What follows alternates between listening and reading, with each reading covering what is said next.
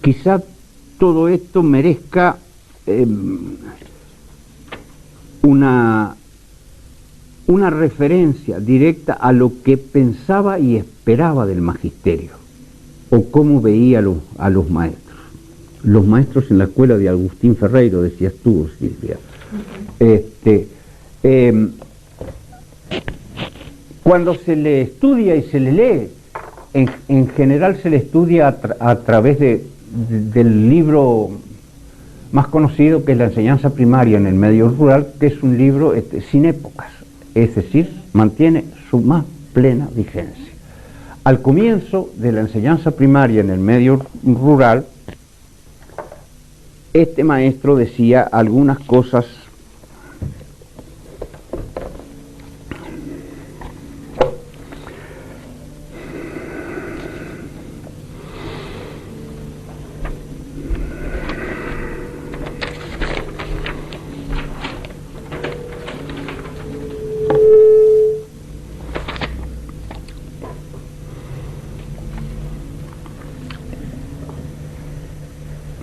Otro factor más me mueve, decía en la enseñanza primaria en el medio rural, en el prólogo, otro factor más me mueve a situarme en este plano. Es necesario que el Magisterio Nacional, es necesario que el Magisterio Nacional ocupe posiciones personales frente a los problemas que son propios de nuestra escuela y no se deje seguir arrastrando por corrientes extrañas al medio, que, pulverizando lo actual, todo lo prometen a condición de que se les brinden recursos tan desmesurados y faltas de relación con la capacidad económica del país que es prácticamente imposible el proporcionárselos. Quiero decir esto en mis primeras palabras porque considero que el maestro siempre llevará sobre sus hombros, sea cual sean los planes, los programas, los medios y los fines, toda la responsabilidad en materia de educación del niño. Sin él no habrá nada y no será nada si el maestro pierde la conciencia de su propia capacidad. Y es esto lo que va perdiendo el maestro.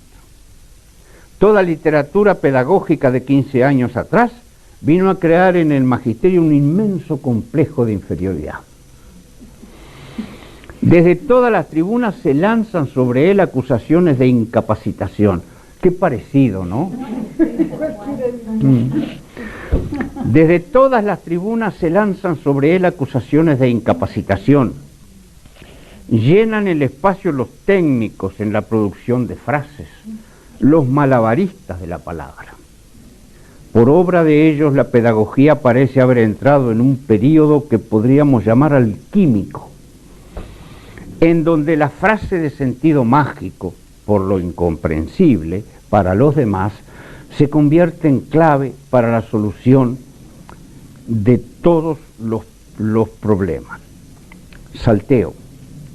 Es que estamos empequeñecidos, hemos dejado de pensar, proyectar y aplicar para nosotros.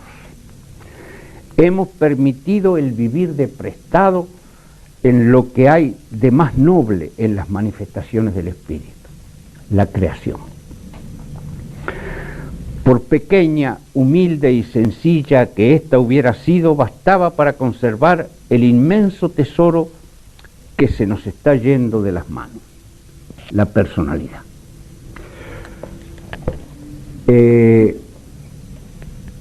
Aún desde los más altos cargos que ocupó de gobierno con representación política, Ferreiro depositó siempre la confianza profesional en que el futuro del país estaba en la escuela pública, la escuela primaria pública, y que el futuro, la realidad de la escuela primaria pública era una responsabilidad de los maestros, y que todo lo que hubiera de bueno en la escuela se debía a los maestros, no a los gobiernos y a los que le pudieran dar. Muchos años después, Yo creo que los maestros tenemos que exigir lo que creemos que se necesita para cumplir con el diálogo docente en condiciones decorosas.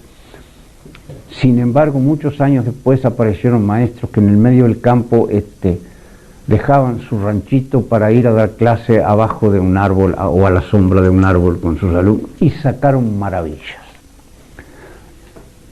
Yo me encontraba hace poco con un grado, no sé si 4 o 5 de una de las facultades de mi país, y conversando, diciendo que yo era maestro, me dijo, yo la primera vez que escuché radio fue porque la trajo Soler a mi escuela. Éramos 11 alumnos. De aquellos 11 alumnos de esa escuela, 7 son hoy profesores universitarios. Es decir, que de alguna manera es posible pensar que se remontan estas situaciones sin que por ello haya necesidad de mutilar a los niños en función de lo que los gobiernos no nos dan. La razón de ser de nuestra profesión son los niños. No es simplemente poder ganar un sueldo en las mejores condiciones. Lo otro forma parte de un rubro general de justicia que comprende al conjunto de la sociedad. Pero el compromiso profesional de los maestros, ese no es eludible por ningún lado. Y también es cierto que es ese compromiso profesional el que coloca a los maestros, a los profesionales docentes, en el marco de la sociedad en su conjunto, en un lugar privilegiado. Los maestros, como ningún profesional, en tanto ejercieron como tales, tienen el lugar que la sociedad les quiera dar. Este país vivió un romance durante muchísimos años entre la sociedad y el cuerpo docente. La sociedad uruguaya vivió enamorada de sus maestras y de sus maestros. Parecería que otras corrientes ahora están consiguiendo lo que describía Ferreiro en el año 1937, que ese idilio sea roto y que los maestros pasen a ser un conglomerado de gente pésima, responsable de todos los daños que el país tiene. Vamos a hacer la segunda parte de este trabajo con la manera que yo les dije. Yo te di uno de estos. Sí, de los dos. Y para la próxima, para el miércoles, lo traemos fotocopiado para que ustedes lo tengan. Claro. No, tengo otras fotocopias también para darles, pero resulta que... En este momento tenés 2 nada más. 2 y 1, 3, yo digo para dividir esto, para dividir en 3 grupos, ¿sí? Cuando uno habla de dividir a la gente en grupos así, por lo general, se reúnen por conocimiento o por afinidades. Yo, como soy un dictador, creo que no es bueno. Entonces, lo que hago siempre es formar yo los grupos, porque por suerte yo no conozco a nadie. Entonces, lo que hago habitualmente, y no me ha ido mal, ahí me tiene, mira cómo me tiene.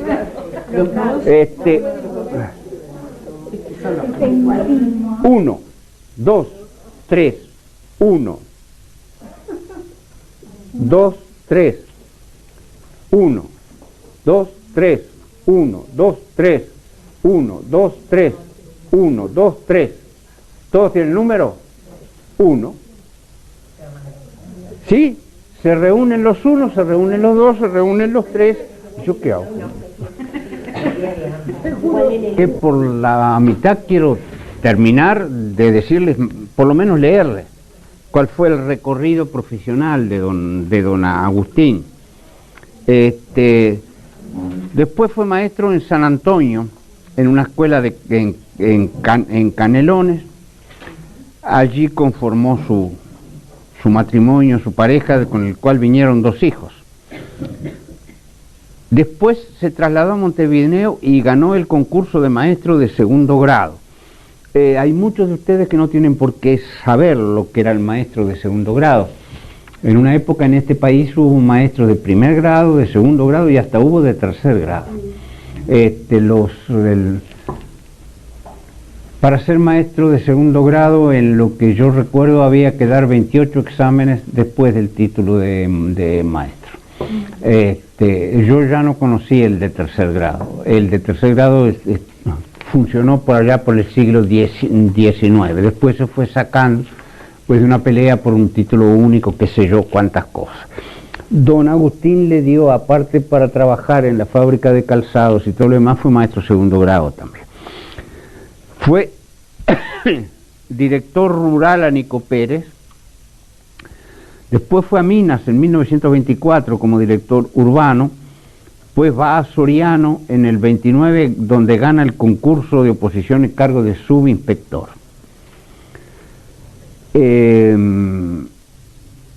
Durante la dictadura de Terra se le trasladó a Durazno. La dictadura de Terra fue del 33 hasta el 42. Después, si queda algún tiempo, les puedo hacer algunos de los relatos que me decían maestros de esa época de Sarandí del G, del diálogo con el inspector trasladado,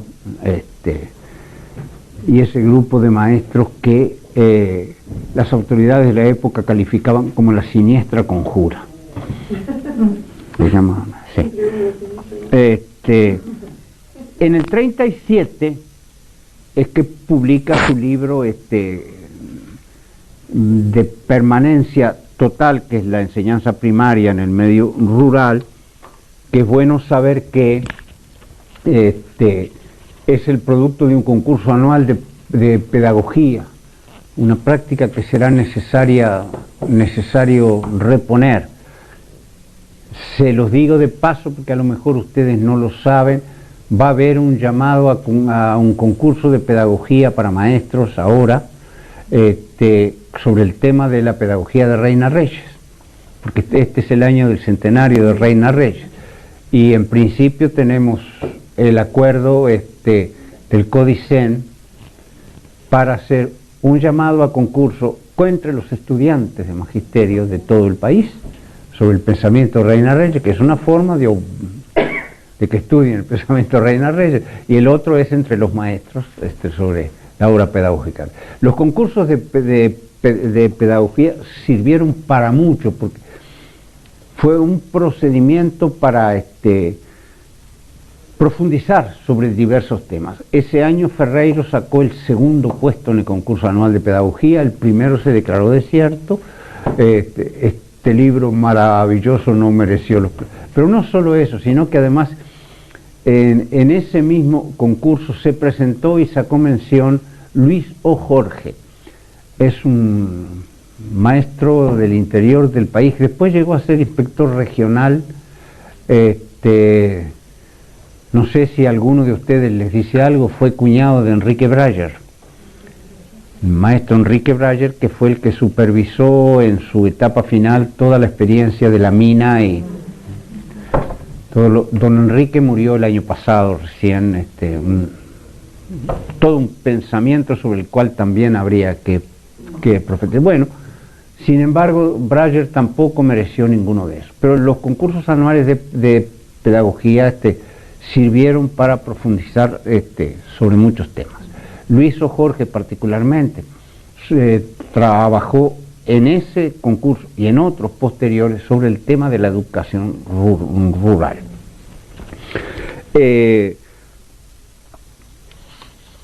En el 41 se crea el Centro de Divulgación de Prácticas Escolares a partir de la idea de don Agustín Ferreiro. El Centro de Práctica de Divulgación el Boletín de Divulgación de Prácticas Escolares es ese de donde está tomado esta fotocopia que yo les he dado. Es un reservorio de ideas. Yo tomé algunos artículos de don Agustín Ferreiro, pero hay de todo tipo. Fue una especie de apoyo constante para los maestros en su elaboración teórica y en su hacer práctico. Y lo dirigió durante muchos años Diógenes de Giorgi. Como suele ocurrir con estas cosas, un día el cambio de gobierno significó también el cambio de boletín, es decir, no hubo más boletín. En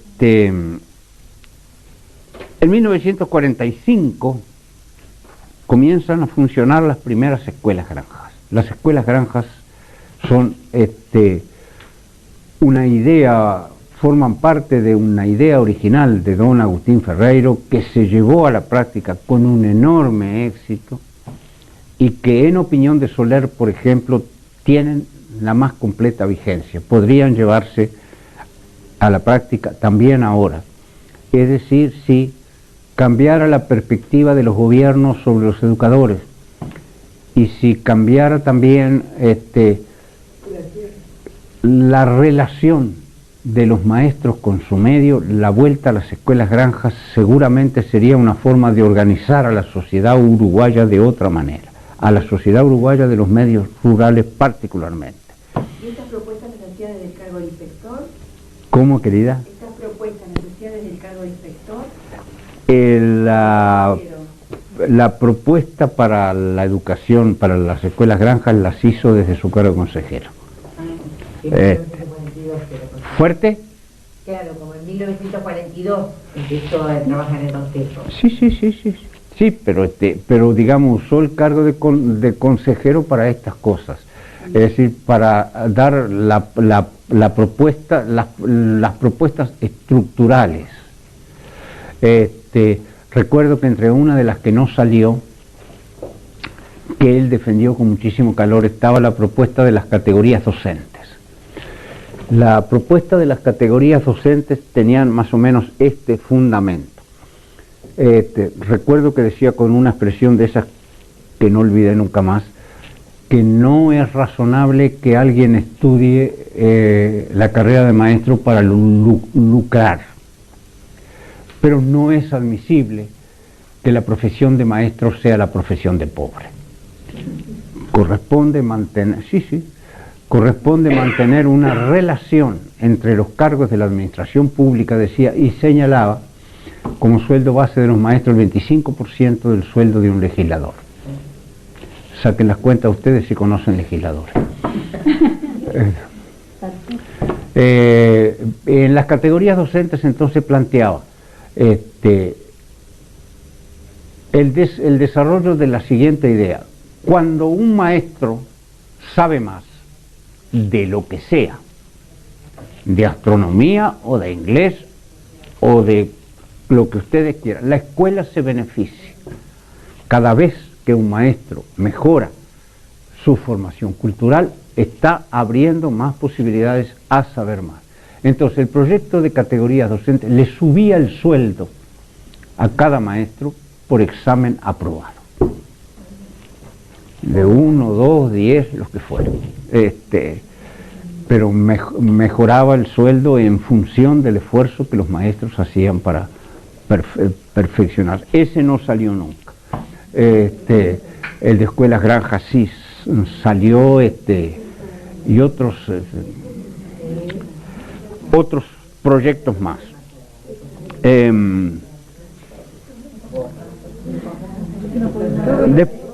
¿Fuerte? No oigo. No se pueden dar exámenes porque no hay centros. Como había el INS, como en el Instituto Nacional. En 1948 publica un libro, en mi opinión, delicioso, que digamos que no tendría nada que ver con la pedagogía. Él siempre fue un estudioso de la biología, pero por inclinación propia, no por ninguna otra razón. Y en 1948 escribió El mesianismo biológico del macho. El mesianismo biológico del macho. El mesianismo biológico del macho. Ahora les explico por qué el título, qué quiere decir eso. El mesianismo biológico del macho, y donde termina el prólogo con una de esas frases que don Agustín decía de la mejor manera siempre, diciendo que estuvo pensando si publicar o no publicar ese libro, pero me dije, si alguna vez la verdad se posa sobre la frente de los humildes, ¿por qué vas a descartar la tuya para la gracia? Termina diciendo así el prólogo: el mesianismo biológico del macho desarrolla con un fundamento de la práctica abrumador la siguiente teoría. Polemiza con Darwin. Sí, pero ¿cómo, maestro, no viste tal cosa? Le decía, es una maravilla. Claro, sí, las leyes de la herencia y todo. Sustancialmente, Ferreiro sostiene la tesis de que la especie, cuando tiene que entregar un ejemplar, entrega un macho. Y que por eso son los más vistosos. Claro, son los más vistosos porque tienen que atraer la atención del enemigo. En los pájaros el que canta es el pájaro macho. La pájara hembra no canta, y canta porque efectivamente tiene que atraer al enemigo. En el gallinero, el del plumaje es el gallo. Recuerdo que describe que los ciervos son los que tienen los que tienen cuernos son los ciervos, los ciervos machos. No son las ciervas. Los autóctonos quedan atrapados. Claro, porque cuando hay que huir, el macho es el que queda atrapado. Pero estudió montones de cosas de estas, en las arañas.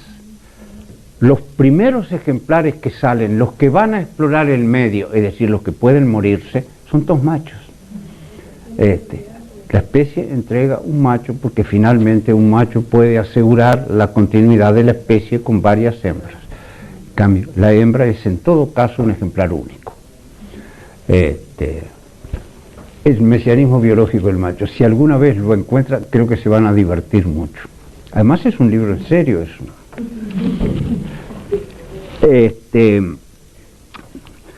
Después está la gran cantidad de congresos en los que participó. Yo les conté uno que no está acá, que fue el de la CEA, porque yo participé con él en ese.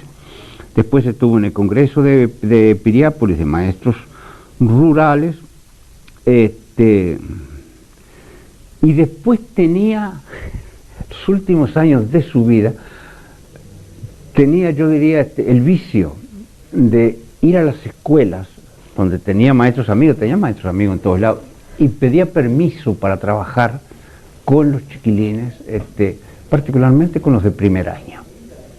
Era un excepcional maestro de primer año, y sostenía que los mejores maestros de una escuela deben ser siempre los maestros de primer año, que son los que pueden determinar el resto de la escolaridad, o pueden frustrar también el resto de la escolaridad.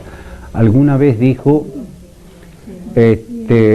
los zaraganes, no decía los zaraganes, pero la idea es esta: los zaraganes de la escuela se originan siempre en los repetidores de primer año. Los que repiten primer año, esos van a ser para el resto de la escolaridad, van a ser zaraganes. Además lo fundamentaba diciendo que son niños que los primeros meses del año siguiente van a pasar sin hacer esfuerzo ninguno, porque están con un maestro que les está repitiendo quizá lo único que saben. Entonces después esa gente no agarra más disciplina de trabajo. Tenía algunas ideas bastante interesantes también, yo diría entre comillas bien poco modernas, que las defendía maravillosamente bien. Yo recuerdo una vez que yo no sé, andaría por dar examen o alguna cosa así, entonces estaba bobeando con la pedagogía del interés. Y le dije versos sobre la pedagogía del interés, y me dijo, no, María, a mí me gusta la pedagogía del esfuerzo. Y agregó lo que no me olvidé nunca más, ni para la escuela ni para la vida: el esfuerzo ennoblece siempre. ¿Ustedes no creen que es así? El esfuerzo ennoblece siempre. Finalmente, en diciembre de 1960, murió de un síncope cardíaco. Dicho de otro modo, tuvo una muerte feliz. Porque dice que los que mueren de un síncope cardíaco se mueren de la vida a la muerte. ¿Cómo? En 1960. ¿no? Sí, diciembre del 60. Ustedes completé esta parte. Pregunte, si puedo contesto. 67 años. 67. Nació en el 93, ¿no? En el 93.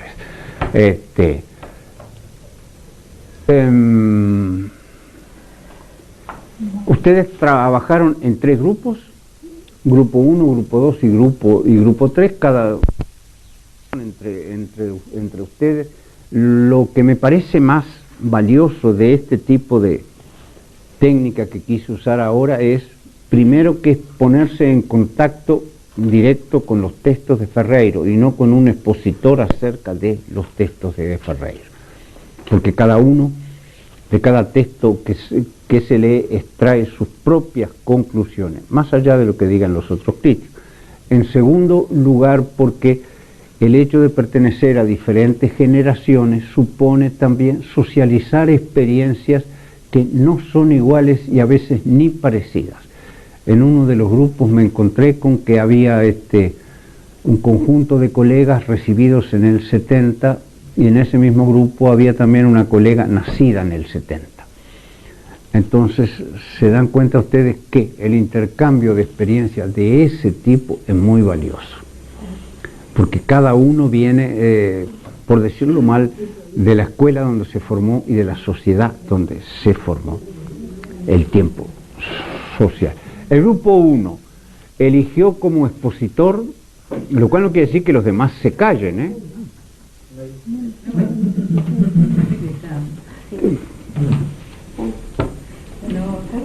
No elegimos esto. Bien, ya está elegido, entonces la oímos. La hacemos pasar acá porque él va a traer micrófonos. No me quieres venir.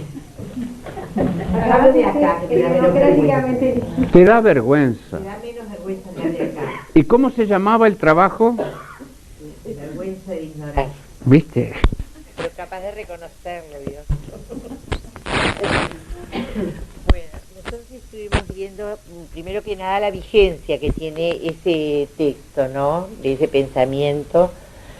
En eso que él nos presenta como una defensa del alumno y también una defensa del maestro, en tener una relación más distante en la que uno recibe y el otro da, sin importar si realmente estoy dando y si realmente está recibiendo, y con esa distancia instalada es una situación asimétrica, como siempre es la educación, pero en la que el poder claramente queda en manos del maestro, ¿verdad? Ya que estás usando una palabra clave en la relación docente que no es común que se use en los textos de pedagogía, que es la relación de poder, pero que sí que existe. Claro, entonces es una forma de contrato didáctico, como se le llama hoy, en el que el alumno queda, digamos, muy alejado, muy distante del maestro. Allí aparece un modelo didáctico, que él no lo nombra, pero nosotros lo hemos estudiado después, en el que el error se oculta en lugar de usarse como información valiosa, como decimos hoy, es una información de lo que el alumno sabe. El error es algo que no está permitido, hay que disimularlo, esconderlo. Y eso también tiene un concepto de evaluación. Si el error no se puede ver, no se puede conocer, ¿cómo vamos a aprender? Si lo que no sabemos no puede estar sobre no se puede hacer consciente, no se puede poner en la superficie, ¿verdad? ¿Están todos de acuerdo con esto? Pregunto. No, digo porque fíjense ustedes que hay formas de la ocultación que son menos evidentes que otras, y que esas están casi permanentemente en nuestras escuelas, y yo les diría que fuera de la escuela también, en la vida social en su conjunto. Hay una cantidad de personas adultas y casi todos los niños que tratan de identificar previamente qué es lo que el maestro quiere que le diga. Y entonces lo que hace es Responder. decir lo que él cree que el maestro quiere que le diga. Esta es una forma de la ocultación, de la práctica de las más comunes. Por eso los maestros que son capaces de generar una lógica de construir en cada caso, sin que haya adivinaciones posibles, están generando un método crítico de pensamiento que es en definitiva lo que es liberador. Quizá con el tiempo y con los diferentes contextos sociales puedan haber variantes en los contenidos. Lo que seguramente mantiene vigencia es el método con el cual se aborda la realidad. ¿Se entiende lo que yo estoy diciendo? Bueno, después él destaca algo que seguramente haber sido muy llamativo en su época, que si bien nos daba vergüenza el ignorar, mucha más vergüenza debiera darnos ocultar o recurrir a los métodos que él llama de pecado, de robarle a otro su saber y usarlo en forma deshonesta como propio para salvar la situación, ¿no? Y bueno, y lo que